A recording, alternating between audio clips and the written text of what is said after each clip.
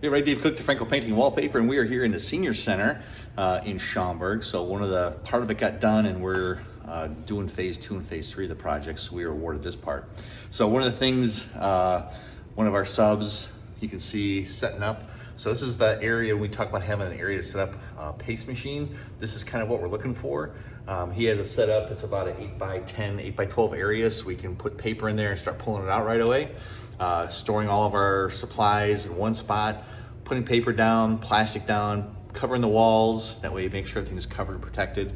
So that's one of the things we're looking for when we're doing a larger project, especially, so we can keep all the glue in one spot, keep the paper close, be able to pull the paper, and have a place to clean up and store everything during the course of the day. So just a kind of a thing when people ask about how much room do you need, this is how much room we need, and this is why.